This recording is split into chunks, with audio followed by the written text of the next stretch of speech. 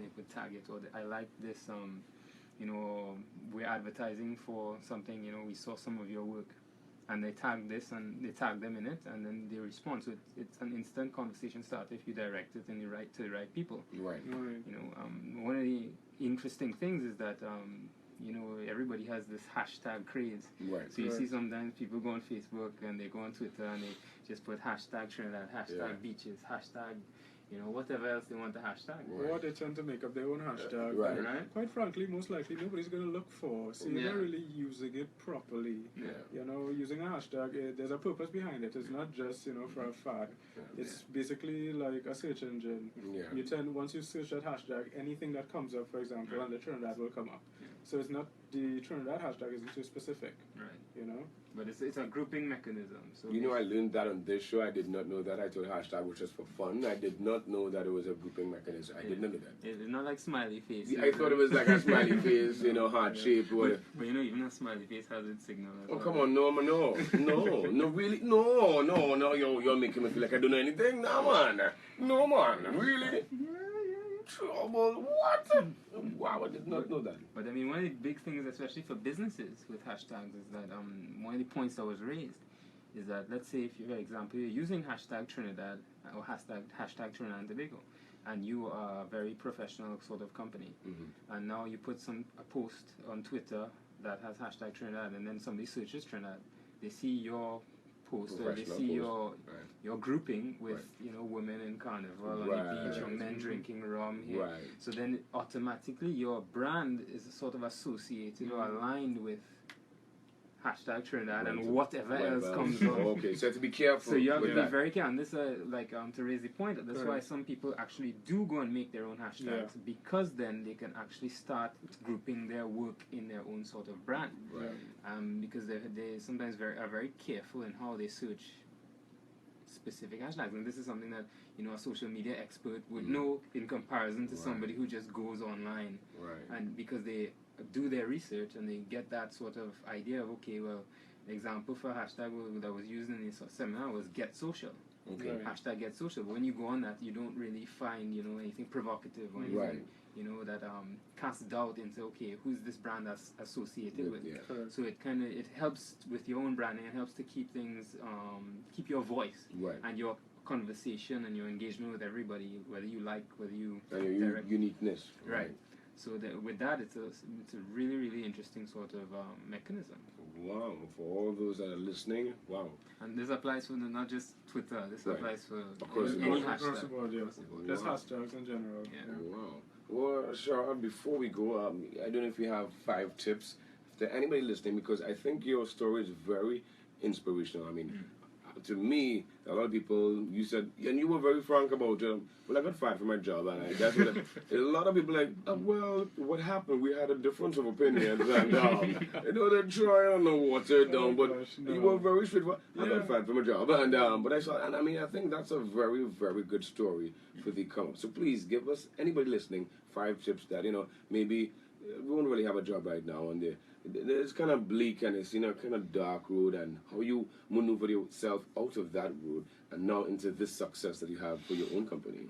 Alright, so just to touch back on being fired from my job. Yes, I was fired, but it really was a difference of opinion. You know, we signed contracts, we were supposed to work a certain amount of hours that was not being honored. So basically they let a group of us go. So it wasn't me alone. Right? When we queried them about, you know, why aren't we working the hours that we signed up for. So that's what happened there, and well, you know, I started. But 5 tips would be, you know, I mentioned the amount of cash I had on me to start this business. You know, don't let finance or cash keep you back. You know, start. You know, and once, what I would say is make sure that your quality of work is good enough before you start. You know, a lot of times we tend to rush. Because I had another Facebook page before I started this one. When I just left school, you know, started working, and the work was decent, but it was not enough. Was it your personal page? Yes, it was a personal page, correct. But the work was not good enough to get the attention that I'm getting now off of what I can do now, years later. You know, so I would say wait and, you know, perfect your craft. Because it doesn't matter how much you sponsor something if it isn't appealing. Or if the public isn't going to jump at it, you're wasting money. So just, you know, perfect your craft before you jump out. You know, even if you can't afford a storefront right now, a lot of businesses are promoting on Facebook. You know, even some older people in the game tend to say, you know, Facebook pages like parlors now have so much. And it does have a lot, you know, but of course sifting through you would find the legit ones. So you can go ahead and do that. You know, make sure you have a credit card, ATM card, so that way you can promote your page, you can boost posts, any more interesting items, you get followers, and by extension, hopefully customers. As well as when you're doing something online, you should also find a means for your customers to also pay online, because you know it doesn't make sense you're promoting as an online business and then cash still has to pass hand in hand. You know, although that could be a possibility, but still have an option for them to do it online as well, because that's really the hub of my business. You really don't ever have to come to us, we come to you. You know, we deliver your cake with your candles, your ice cream, and your cards straight to your home office. And that's also something I want to expand on by allowing PayPal and credit card payments, hopefully within the near future. And you raised a very interesting point, which is we don't have that one-on-one customer interaction. The customer, how hard is it, or would you say it's easier to have that customer interaction than the regular run-the-mill storefront? Come, hi, good morning, what would you like to see? Is it easier, or?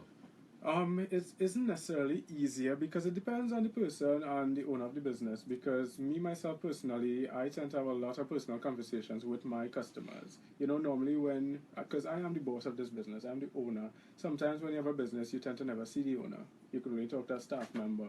And even if you have a storefront business, God willing, if I do have one day, I would still want to be that person that could speak to my customers, that would come out to the front and interact with them. Because there's no point where you get too big to deal with your customers, because they appreciate that one-on-one connection. You know, they respect you more, you build personal relationships, and when somebody feels like they know you, they tend to stick around, you get return business. You know, for example, today I was at the bank in the line, and swear to God, our customer, you know, she looked at me and she's like, by chance is your name Sharad? He's big. I was like, yes, we ordered a cake from you last year. You know, so it's always nice to meet them, it's nice to know. And now somebody like that would come back, because she has that relationship with me now. You know, she feels comfortable enough to, you know, speak to me in a public place. And I think that's something a lot of maybe young entrepreneurs, even business people out there now, start interacting with your customers and stop hiding in the background. Very interesting, because I was wondering, you know, because with these, what I like to call virtual stores, these virtual businesses, you don't really get that one-on-one, but you decided to, you know, defy those laws of being behind the computer screen and just type, and you could be very so. Have a good day. Exactly. Yeah. Well, I hope you enjoyed it. You know, smiley face. Hashtag smile. Enjoy. But they could see that personal level with you. Yeah, you can. And you really have to make the effort to do that, especially now that you don't have a storefront. You need to go above and beyond to make sure that a personal connection is met. Okay. Wow. I think that's very important. Did it discuss that in the seminar though? Yes. Well, I know they did, because it was that same sort of concept of going above and beyond.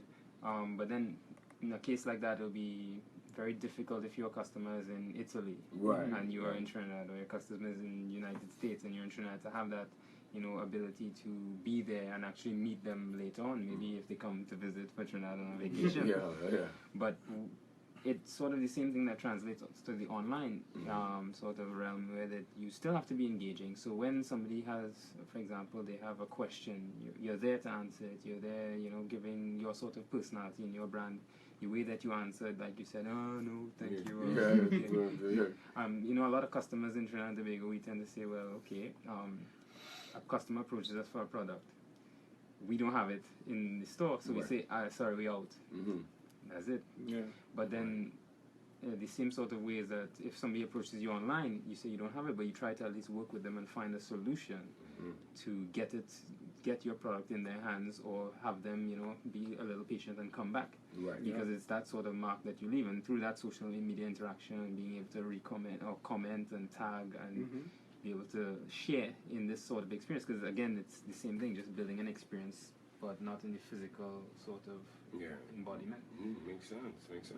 Sharad, before we go, have you met any, or have you been faced with any challenges thus far? Definitely. There have been a lot of challenges, especially being a young person in business. So again, capital, managing that money. Because in school I did POB, but to say do an extensive business course, I didn't. Yeah, I tended to just have a knack for it. So it would be definitely managing that finance, not being too young about it and spending all your profits. Of course I did it in the beginning. When you start to see some cash coming in, you spend it. Yeah, you spend the way you're not supposed to, and then you realize, no, can't do that again. So, you go through a learning process. It would be not necessarily growing up quickly, but learning to buckle down and face difficult decisions. Because for the young people, there would come a time where you wouldn't be able to be that young person all the time anymore. Because once you're behind the face of your business, you need to promote yourself in a professional manner, the way you speak, the way you deal with people. Even though, God forbid, you have a vexing client, you can't go off on them. You can't just play youth to them. You need to, be that professional. You can't do that. As well as difficulties, you may get, you'll get a lot of support. Something a lot of people don't talk about is you get negativity as well. The negativity will come. Just look at it as a stepping stone. It's basically showing you that you're doing something good. Because nobody, quote unquote, hates on anything that's bad. Once you're climbing, so haters make you greater. For every new level, there's a new devil, I always say. What? I'm going to write that down. That's going to be a song next year. Yeah, every level is a new devil. But, now, when in the beginning, it used to bother me. Because, I'm out here. And you're trying. Yeah, I'm trying. I'm smiling. I'm trying to be nice to people. And then you tend to get the negativity. But then you realize what the truth about it is. And now when I see it, I smile. If it's too constant, then you maybe need to look at yourself, something you're not doing right. But if it's every now and then, they come true. It's like fuel. It's fuel. Use it as fuel. Correct. All right. Thank you so much, Sharad Thompson. Thank you so much. No problem. Just remind us of your Facebook page. All right. So it's Morsels, Morsels, on Facebook. You can't miss it. We're the only Morsels in Trinidad Tobago. Once you see that 58,000 likes, you're at the right place. You could also follow us on Instagram at Morsels_Sharad. All right, and don't forget to check out Entrepreneur Life TT on Facebook as well, where we have all the updates and what the upcoming shows each and every Monday right here on 103 FM. I must thank Alicia. Before we go, Alicia, just remind me of the 30-day challenge. The 30-day challenge, remind us. So every day for the month of August, we're going to have a new entrepreneurial feature launching, and it has started already, but feel free to check our website, www.entrepreneurlifett.com, and look out for tomorrow's feature. It's going to be great. All right. Also, going to thank you, Stefan. Thank you very much. And, of course, Renaldo, no stranger to building a legacy. Also, thanks to Greg. We never get to say thank you to Greg.